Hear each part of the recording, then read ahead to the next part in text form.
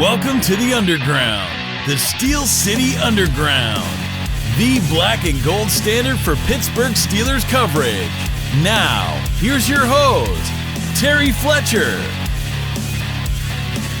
Hello, everyone, and welcome to the Steel City Underground podcast. My name is Terry Fletcher. That means that it is week 17 of the WTF podcast, What the Football, and we're going to talk about what happened around the league. Well, there was a lot, and I know that I'm still crying and still upset. The fact that Ben is definitely on his way out. I know many of you are as well. I know he said most likely, but after what happened on Monday Night Football, just the emotion of all of it, the fans filling up the stadium at over 60,000 was the grand total that I heard. And then just really seeing the fan respect of, thank you, Ben, chants, and all the 7 jerseys. Talk about what the football moment. I mean, you have to think about a couple things about Ben and his 18-year career. And I'm sure Joe and Brian and Noah and everybody at SCU has probably commented on this on previous podcasts already this week. But, there's no other quarterback that got this. Think about it. TB12 or Tom Brady, he was in New England for 20 years, but then left. And there was a clear understanding that they were not going to renew or offer him a new contract. He was waiting to see who was going to reach out to him. He wanted, I think, from what I can read between the lines, was probably 49ers. They decided to stay with Garoppolo. And then he did get a reach out from Tampa Bay, and the rest is history. They did not send him off in the same way. Think of Drew Brees. He, that was his second team in New Orleans, believe it or not. He started in San Diego. Phillip Rivers, he was drafted the same year as Ben in 2004, and he was in San Diego. Obviously now the LA Chargers, but those were San Diego times. And then went to Indy for his last year. Now he's coaching high school. Now there may have been kind of a tribute on maybe the big screen, but nothing like the ending that Ben got. I mean, even look at Eli Manning. He was benched by McAdoo, the coach at that time, for his last season. I mean, how embarrassing is that? Eli didn't deserve that. He had won 2 Super Bowls. He was a Manning. I mean, let's face it. And he started every game. He didn't have the injury history that a lot of quarterbacks do. And to do that to him in his 16th year was just awful. But then we get to 18 years with Ben, just the ups, the downs, the everything, and just to see the love and all of that. It was just a really emotional sight. And again, I'm still choking up about it because I absolutely adore Ben Roethlisberger, and I think it's going to be a tough off season. I'm going to just put it out there what I'd like to see. And some of you may be thinking, what the football, Terry, but this is just what I'd like to see. I don't think Mason Rudolph is our answer. Now, my husband and I disagree as far as what may happen in 2022 season, that they may stick with him since he does have 1 year left on his contract. But talk about painful. Remember, it took us 20 years to find Ben, and then we kept him for 18 after Terry Bradshaw. And I didn't even watch the Steelers in the Terry Bradshaw days. I was way before my excitement for the Steelers. I came into it about a year before Ben was drafted. I was a Kansas City fan, actually. My only jersey that I bought in those days was a Joe Montana when he jumped ship from the 49ers. So just being a Steeler fan for the last 19 years and just absolutely dedicated to them. I just don't know what it's going to be. But I would like to see Marcus Mariota. He's a backup right now at the Raiders. Every time he goes in, he's dynamic. When he was with Tennessee, he started, and then Tannehill came in as a backup and just had a great year. And of course, they went with what they like to call the hot hand. And he's doing, a good job over there. Definitely. I love Mike Vrabel, but they've all said wherever he's been, the 2 teams, is that he's a great locker room guy. He's a mobile quarterback. He knows what he's doing. And I just think he would be a phenomenal addition to at least compete with Rudolph for 2022. And yes, I've lost my mind and mentioned Joe Flacco a couple times. I realize he's on his way out and he's at the end of his career. But if all you're looking for is a pocket passer that has a great arm, he's definitely an upgrade from Rudolph. So just a couple things out there that the Steelers could afford. I'm tired of people saying, oh, well, we're going to go with Aaron Rodgers and he's coming to Pittsburgh. Guys, he's due, $26 million in 2022. He wants a 3-year minimum contract. He's only 17 months younger than Ben, and he's been in the league 17 years. So I don't see that happening. And not only that, from the grumblings we hear and from what he did at the beginning of the season, he is a definitely what the football personality kind of jerk off. I mean, do I listen to him on the Pat McAfee webinar or podcast every week? I do, because I think he's funny and he's insightful, but he's kind of, let's just say he's not a Pittsburgh guy. It doesn't seem like he's a Pittsburgh guy, even though he does give some love to Pittsburgh. But anyway, that was just a total what the football moment for Ben. And we can't say enough about how much we appreciate him in Pittsburgh, and it's going to be a tough, short week. We need to win our last game, and we need the Colts to lose to the Jags to get into the playoffs. So if we can win against the Ravens, I don't know if Lamar Jackson's playing this week either with his high ankle sprain. Who knows? But we'll see what happens. It would be a nice way to kind of end the season with a win there, regardless of if we have playoff contention or not. So I hope that works. But let's take a look at this week 17 in the NFL and just see, what really happened out there. Well, the Saints. Okay, so that was an interesting game. 18-10 against the Panthers. They needed a win to keep their playoff hopes alive, and they did deliver a win. It was uninspiring against the Panthers, but they did do it. And basically it was 4 field goals and a touchdown. And then they also had an interception sealing that game. But boy, you sit there and say, it doesn't matter how you win as long as you win.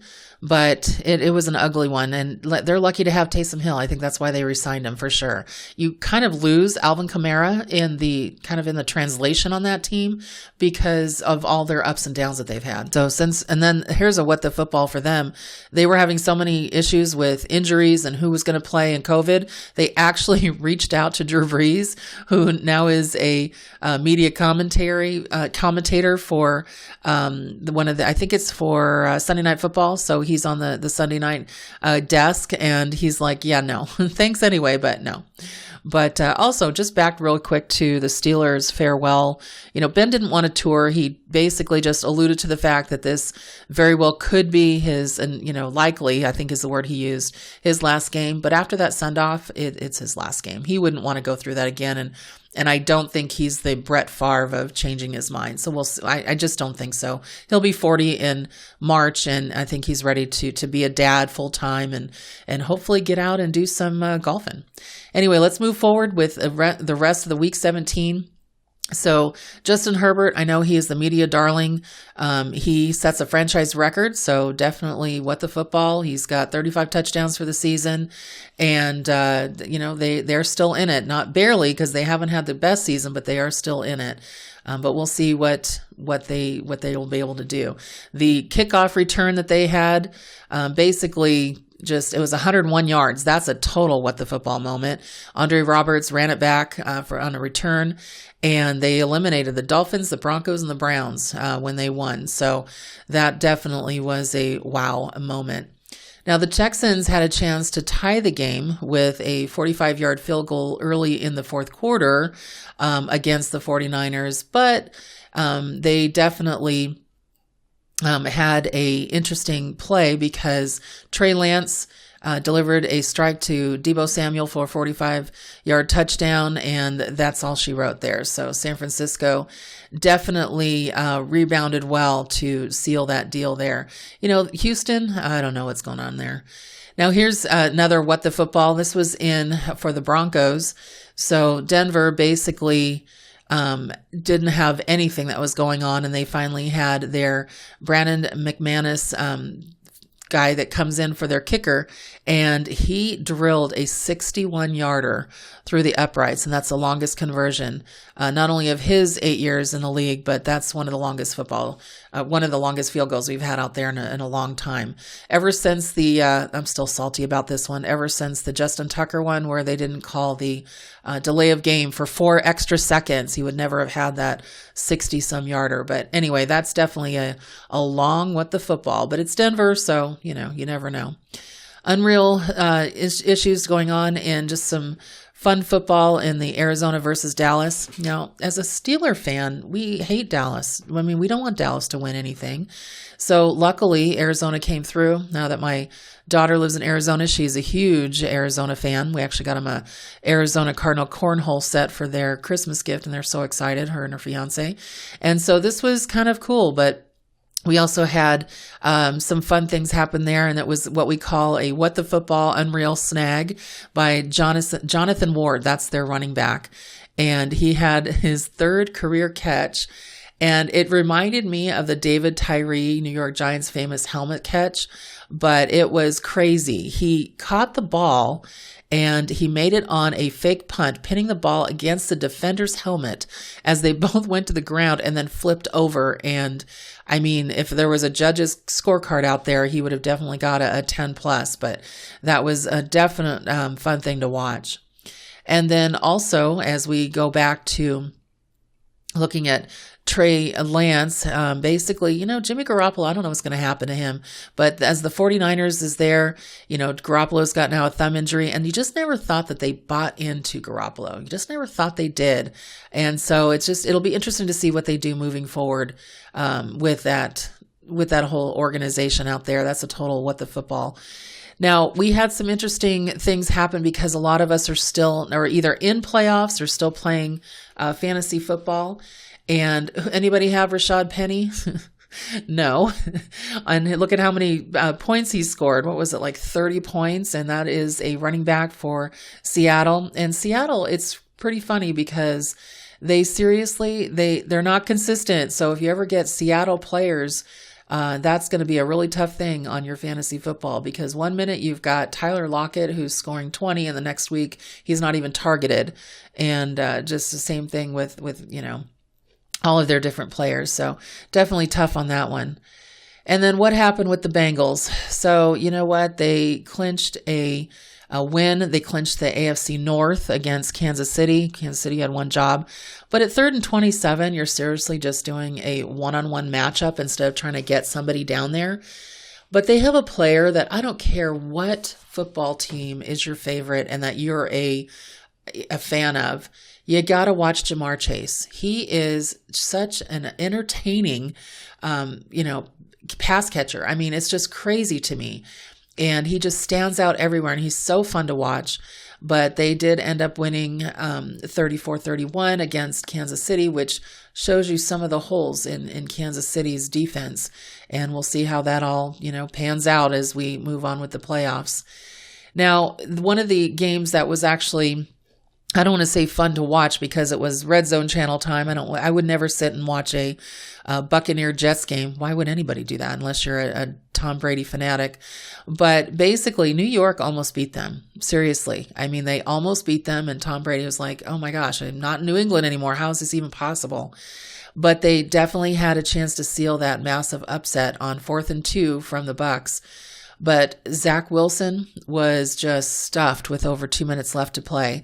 And then you can probably guess what happened next. And I will comment on AB in a minute. But without any timeouts, Brady led the Buccaneers 93 yards on 9 plays.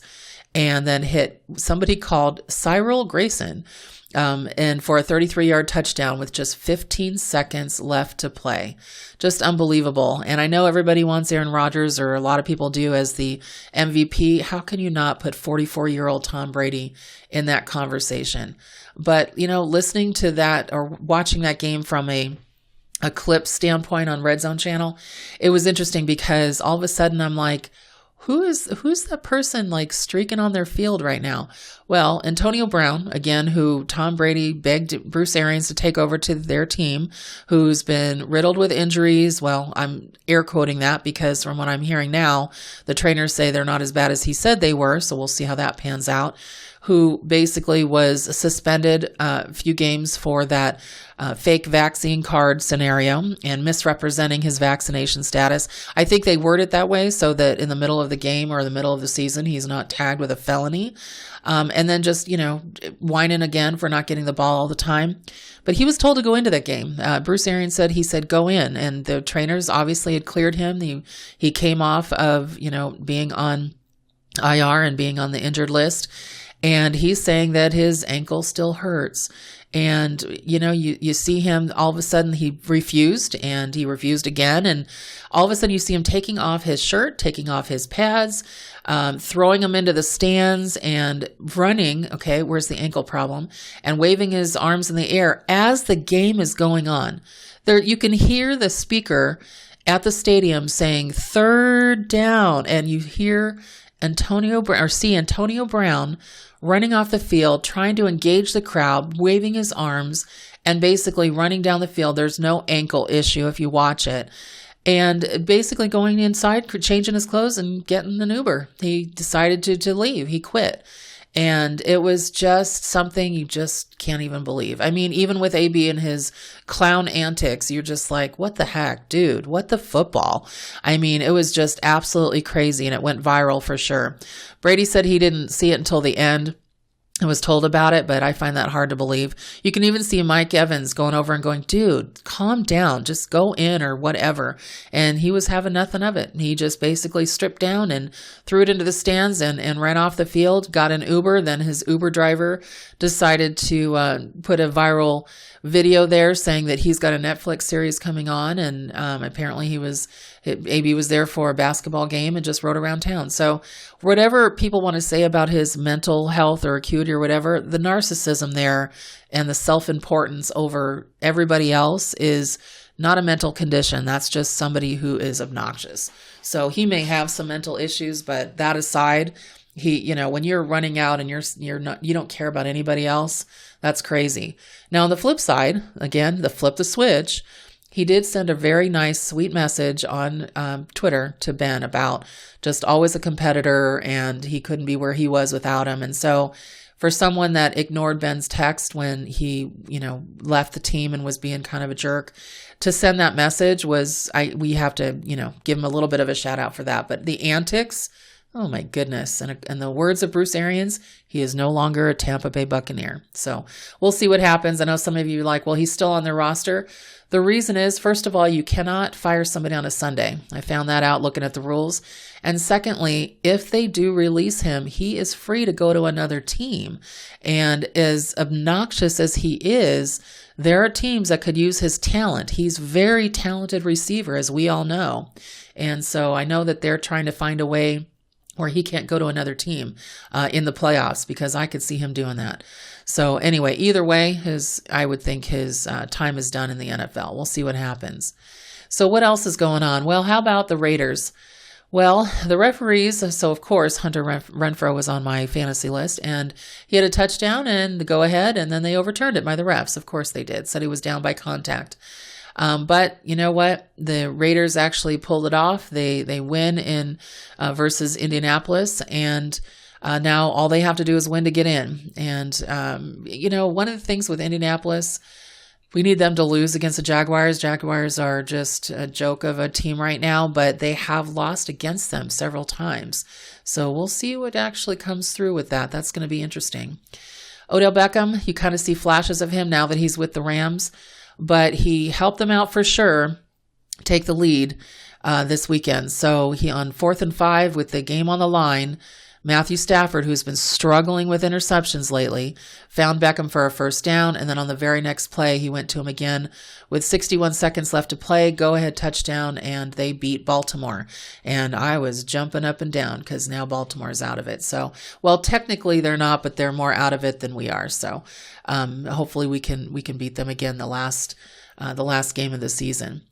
Now, one of the things that was really funny for Joe Burrow in the Cincinnati game is that in his their post little party or celebration in the locker room, you see him with, a cigar and dancing around. And, he cracks me up. He's kind of a cool guy. And you wouldn't look at him to think so. He seems like kind of that little boy, Dennis the Menace or Opie Taylor. You see, I'm aging myself now.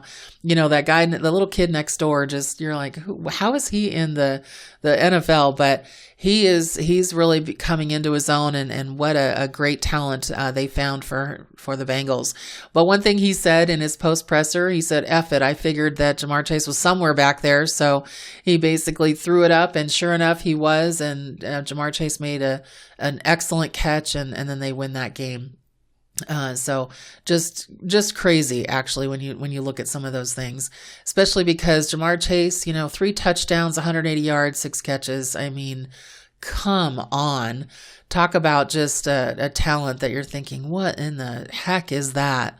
And then you have to give it to the Patriots. You realize that the NFL purchased DraftKings as their fantasy football, marquee thing. So that they're now affiliated with that, which to me, I keep talking to my husband about this and I'm like, Tom, how is that not a conflict of interest? But that said, he's like, no, it's about fees. It's not about slanting the game. And I'm like, I'm not sure about that if you've got owners invested, but okay. But here's what I think about the Patriots with that.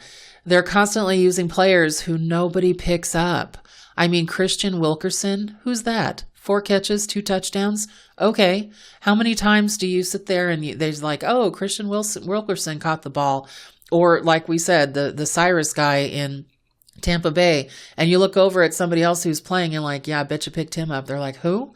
Yeah, thanks a lot. But whatever. I mean, the Pats were just all over the Jags and they made it a stomping, going in for that 50 burger. And you're just like, wow, that is absolutely crazy that they would do that. So, but you have to know that the history of New England and just know that's what they do. That's just what they do. Now, one thing that you have to be really careful of I should say Matt Stafford is going to have to be careful of, is that he leads the season with pick sixes. It's one thing to be intercepted, but he's got 4 pick sixes in this season. And so he's going to have to fix some things for the Rams to be able to go far in the playoffs. So it's really sad because, boy, did he start off strong. He started off so strong this year and they were like, look what we did. We're awesome. And so it's going to be interesting to see. So in closing for the What the Football, well, let's just take a look. So you know what? Let's take a look in the future. The Chiefs, they're actually favored 10 at Denver Broncos. They do have, if they have any chance to get the top seed, they have to win that game. They're coming off, that loss to the Bengals. The defense kind of let them down there, but if Denver can't score, then Chiefs should win that game. And I do pick them to win. It'll be interesting to see what happens there. The Cowboys, oh my goodness. Now the Eagles are dealing with COVID issues. The Cowboys, they usually play to win, but they haven't looked very good on offense. And even though they've clinched some things, they're both in the playoffs. Seeding is still at stake. So we'll see what happens as far as who's going to be sat. For those of us that actually have a week 18, I have 2 fantasy games, and one I'm playing for first place and one we just play to the end. Who knows who's going to be sat? It looks like in the Cleveland game against Cincinnati, both, it looks like Baker Mayfield's not going to play because he's going to have surgery on his shoulder. And then Joe Burrow said he's been told he's probably not going to play there. So that'll be a backup game. But what about Green Bay? So they're, -2 at Detroit. And they could sit guys because with the top seed, wrapped up in for Green Bay, who knows what they will do. And it's Detroit. Detroit is looking bad again, but they could have Jared Goff this week and somehow the Lions could hang around. I don't know. If they don't play Aaron Rodgers, then that means that he's going to have 3 weeks off. And sometimes that makes you a little rusty. We saw how he came out of the season the first week. So who knows what's going to happen. Now, here's the game I'm interested in. This is going to wrap it up for me. The Colts want to get into the playoffs, and the Jaguars are heading for a vacation after this terrible season. They traditionally play the Colts tough, though, but their offense is terrible, and Jonathan Taylor has had some really big days against the Jaguars, and I just have a feeling it's going to be a blowout. But there's one thing, don't bet on them. The Indianapolis Colts are favored by 15.5. I would basically say, you know what? Whatever, we'll see. Pittsburgh Steelers at Baltimore Ravens. We're underdogs at 5.5. We're still alive, but it's a long shot. Again, we need to win this game, and we need the Colts to lose. So what is my prediction going in? You probably all think, what the football? I think it's going to be Steelers 28, Ravens 21. So I think it'll be a decent scoring game. I think Ben's going to give his last game all it's got, and I hope everyone on the Steelers comes out like they did Monday night and gives it all they have for our last season game. regular season game with our quarterback, Ben Roethlisberger. So everyone, thanks for listening to What the Football podcast, Steel City Underground. This is Terry Fletcher. Until week 18, where we wrap it up, everyone, make it a great day and a great week, and thank you for listening. We would like to thank you for listening and remind our listeners to follow us on social media and our website, www.steelcityunderground.com.